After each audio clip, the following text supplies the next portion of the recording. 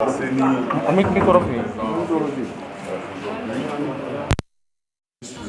l'évolution des préparatifs des élections législatives à venir.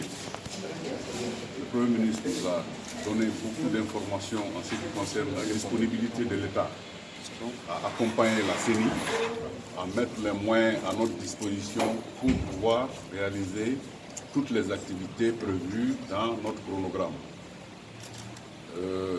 La CENI aussi a décliné un certain nombre de difficultés qu'elle a rencontrées jusqu'à présent, mais qui ont été quand même petit à petit levées.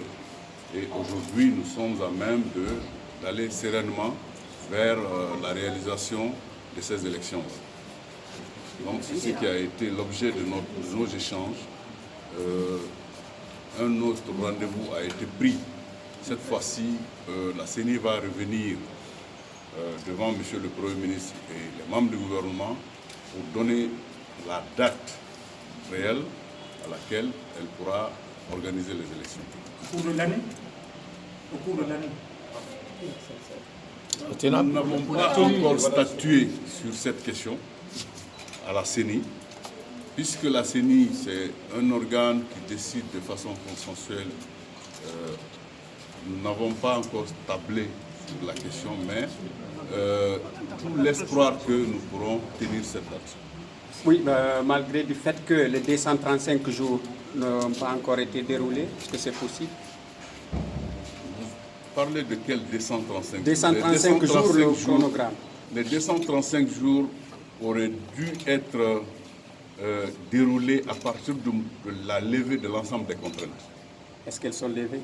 Les contraintes sont aujourd'hui levées. Toutes? Et les 235 jours ont commencé à courir. À partir de quel jour?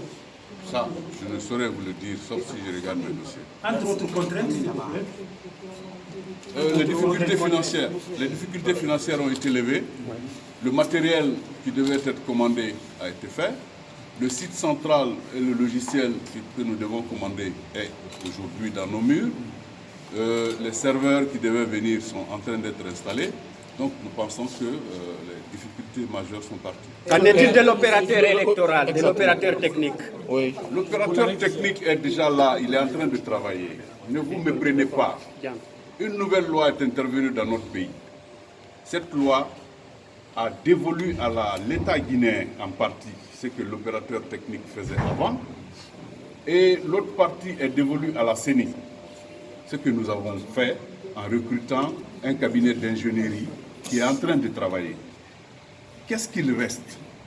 Il ne reste que le recrutement des opérateurs techniques de saisie sur le terrain qui vont être formés et déployés.